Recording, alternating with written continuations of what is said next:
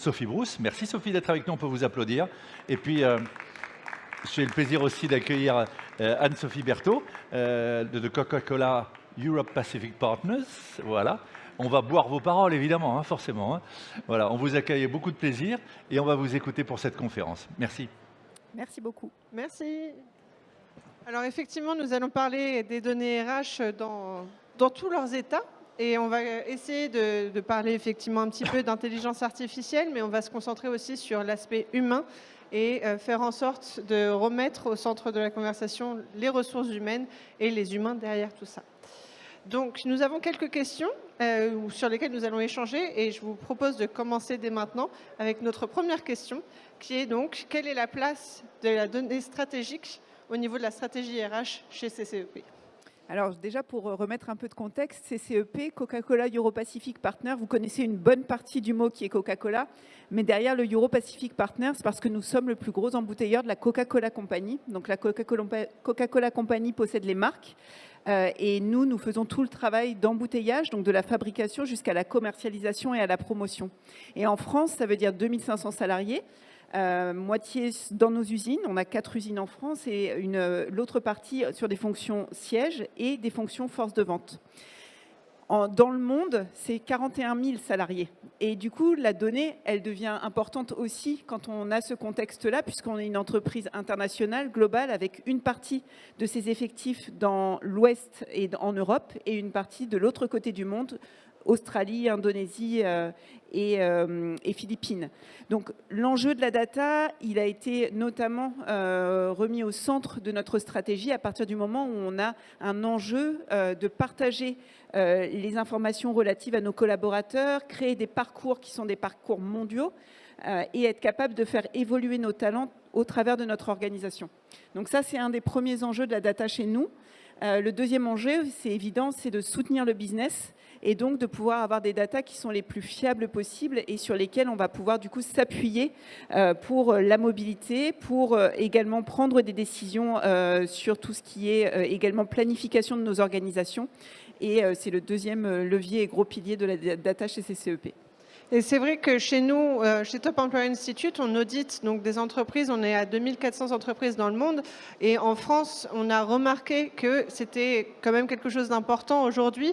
80% des personnes qu'on a auditées en France disent qu'effectivement, ils utilisent les données avant de définir leur stratégie RH. Et donc à partir de là, c'est vrai qu'on remarque aussi qu'il y a de plus en plus d'entreprises qui utilisent des scorecards, des métriques, des tableaux, des dashboards, des outils qui existent maintenant. Mais on se demande aussi où va l'intelligence artificielle pouvoir soutenir tout ça et est-ce que vous avez peut-être des exemples à nous donner ? Alors l'intelligence artificielle chez nous, comme partout, c'est un très gros enjeu. Au niveau des RH, c'est loin d'être nouveau, c'est-à-dire qu'on utilise l'intelligence artificielle dans nos outils depuis un moment. Je vais vous parler plus particulièrement, moi, du talent management qui est mon sujet. Et là, on a eu une accélération ces 3 dernières années qui a été assez importante avec la structuration et le support d'un outil qui nous permet de centraliser l'ensemble de la donnée collaborateur en termes de talent management, en termes de mobilité, en termes de succession planning. Et cet outil, il est vraiment critique et intéressant parce qu'il part du collaborateur. Donc, ça donne toute une autonomie au collaborateur pour travailler sur sa carrière, travailler sur son plan de développement. Donc, ça, déjà très intéressant aussi en termes de data et d'éléments factuels. Mais pour nous, Fonction RH, c'est un outil qui va nous permettre de travailler notamment sur la planification de la succession et qui va nous aider à être aussi beaucoup plus structuré. C'est-à-dire que l'outil qui s'appelle un Career Hub va nous aider à la fois à récolter la donnée de nos talents, de la manière dont on les repère, de la manière dont on les évalue et ensuite de la manière dont on planifie leur parcours de carrière tout au travers de l'organisation. Grâce à cet outil, ça nous permet aussi d'avoir plus de visibilité, du business qui est capable d'utiliser ces éléments pour prendre des décisions sur des postes critiques, des endroits où il faut accélérer sur le pipeline et aller chercher peut-être à l'extérieur, comme de la discussion entre un manager et son collaborateur sur quels sont les axes sur lesquels il peut travailler pour son développement. Ça, c'est un point aussi qui est important, je pense, parce que la gestion de la performance aujourd'hui, c'est quand même une priorité pour tous. Et c'est vrai qu'on remarque que l'analyse de données, encore une fois, grâce à ces outils-là, ça peut les aider à s'améliorer. Et c'est aussi comme ça que nous, dans notre enquête, on essaye de la faire évoluer chaque année pour pouvoir optimiser et faire en sorte de prendre tous ces sujets en considération. Et là, pour l'instant, on a quand même 83% de nos collaborateurs, enfin de nos participants, qui disent utiliser la gestion de la performance grâce aux données. Mais est-ce qu'il n'y a pas aussi une question de personnalisation derrière, une question objectivation pour renforcer aussi l'inclusion des collaborateurs, faire en sorte que ceux-ci puissent utiliser les outils de façon développée et correcte. Potentiellement, c'est aussi la question du changement, l'évolution vers les nouveaux outils. Peut-être que ça vous parle aussi là-dessus ? Alors oui, alors on est sur un chemin quand même, il faut être honnête et humble face à tout ce que l'intelligence artificielle pourra nous amener dans les années à venir. Si je parle d'aujourd'hui, de manière extrêmement concrète, ce que ça nous aide à voir, c'est à quel point notamment nos pipelines, nos talent pipelines sont sains. Grâce à ces outils qui nous permettent d'avoir la donnée, de la collecter et de l'analyser, on est capable de savoir à quel point, par exemple, la parité homme-femme est présente dans nos succession pipelines. Ça, c'est un élément. Ça nous permet également, je le disais, de voir si, quand on regarde sur des postes critiques, la capacité à observer de manière très concrète et factuelle est-ce que nos pipelines sont sains. Donc ça, c'est une deuxième manière de l'utiliser. Après, dans le futur, bien évidemment, on envisage des choses beaucoup plus qui nous font rêver et qu'on rend vivantes au quotidien, mais c'est comment est-ce que les outils vont pouvoir aller chercher dans l'organisation les bons profils, les bons talents, avant même que nous, humains, on les repère, nous suggérer des candidats qui pourraient être les bons matchs avec les compétences, les parcours qui vont nous permettre de remplir des jobs qui sont disponibles. On peut penser aussi à de la présélection. Là, on est en plein dans le développement d'une plateforme de learning aussi. Comment est-ce qu'on va pouvoir suggérer aux collaborateurs des contenus de learning qui vont permettre, lui, de se développer, mais nous aussi, de combler un certain nombre de gaps en termes de compétences. Donc, c'est comme ça qu'on utilise et qu'on voit la suite sur la partie talent et leadership development. Et effectivement, c'est important aussi que les leaders aient conscience de toutes les informations liées aux collaborateurs qui peuvent diriger. Et parfois, effectivement, grâce à ces outils, ils peuvent combler des trous et se rendre compte que telle personne pourrait être utile pour une activité X, Y ou Z qui n'était pas informée par le passé. Donc les outils, finalement, sont aussi là dans le soutien pour combler ces trous-là. OK. Et est-ce que vous pouvez me dire un petit peu aussi au niveau de la formation, vous l'avez mentionné, il y a des formations qui sont en train d'être développées par rapport à ça. Donc il y a quand même énormément de changements qui arrivent dans votre entreprise. La conduite du changement, c'est quand même un sujet important aujourd'hui. Est-ce qu'à niveau de l'équipe Talent Management, vous faites en sorte de développer ces activités, ces formations sur le talent management, faire en sorte de les soutenir pour la flexibilité et se dire que bon, dans le futur, on n'est pas sûr d'avoir les mêmes compétences, mais on est quand même là pour vous soutenir et vous garder dans l'entreprise. Ça permet aussi d'engager les collaborateurs. Comme je le disais, il y a plusieurs personas quand on parle d'intelligence artificielle et quand on regarde les outils qu'on est en train de mettre en place et ces outils qui sont soutenus par l'IA. Et notre approche, elle va être différente. Le premier acteur de son développement, c'est le collaborateur. Si on prend la partie outils intelligence artificielle, aujourd'hui, quand il s'agit d'utiliser un copilot, un chat GPT, donc nous, on est copilot en interne, mais de manière un peu plus générale, on croit beaucoup dans l'appropriation et que les collaborateurs soient acteurs de l'appropriation de ces outils-là. Donc, c'est notre première manière de fonctionner. Proposer des outils qui soient suffisamment simples pour que les gens aient envie d'y aller et qui voient quel est leur intérêt à y aller pour mettre les premières mains dedans. Ensuite, pour ces collaborateurs qui est l'utilisateur final, on va mettre à disposition effectivement un certain nombre de tutos, d'accompagnement et notamment quand on parle de développement, on aime bien accompagner et parler d'abord du développement du collaborateur avant de rentrer dans l'outil. L'outil étant une seconde partie et là, on peut l'accompagner effectivement pour qu'il prenne en main. C'est pas un chemin facile, c'est un vrai change management et on se rend compte que ça prend du temps et le collaborateur a besoin d'être soutenu et accompagné. Le deuxième persona, c'est le leader.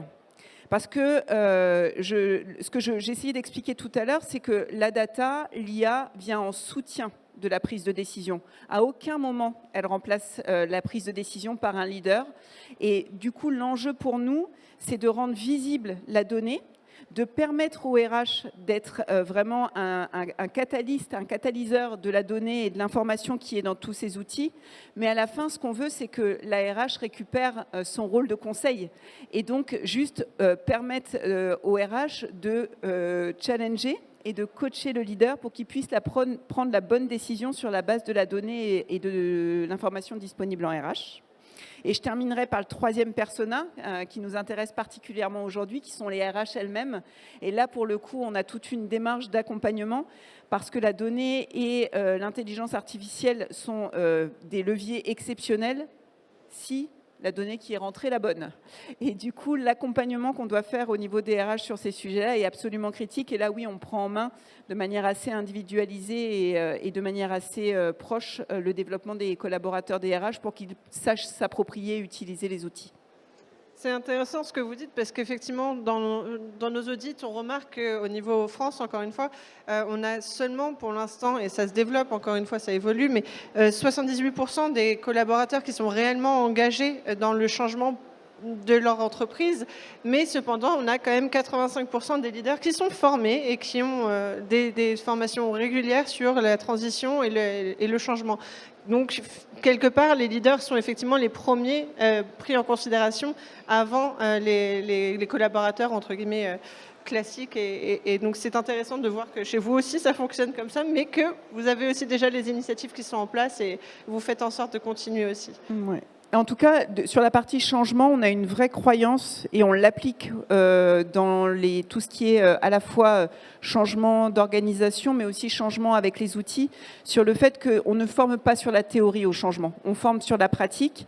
Et donc, c'est vraiment quand l'outil est là qu'on accompagne les équipes dans la prise en main. Mais c'est du cas par cas et c'est vraiment sur le projet pour faire en sorte de créer des champions et des gens qui sont capables derrière de parler positivement des outils et d'accompagner eux-mêmes la prise en main de gens qui sont peut-être un petit peu plus réfractaires dans l'utilisation de l'outil ou de la donnée.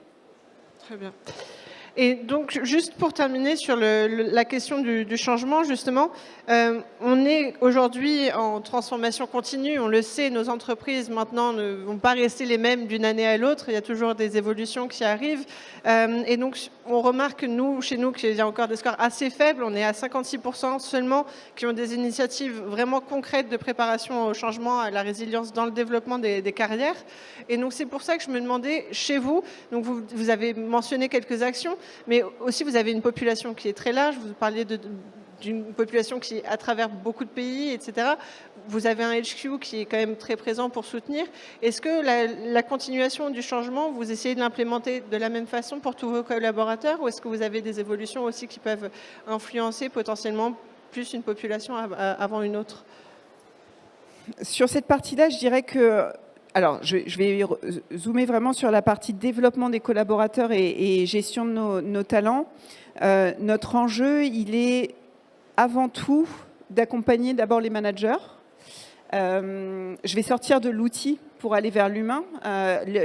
L'enjeu, il est que le collaborateur comprenne que la responsabilité, elle est chez lui avant tout de se développer et ensuite que le manager puisse être un bon soutien et l'organisation au sens large apporter l'infrastructure pour permettre ce développement. Ce que les outils viennent apporter là-dedans, ça va être aider le collaborateur à identifier quelles sont les compétences qui vont pouvoir être développées pour lui servir dans son parcours de carrière.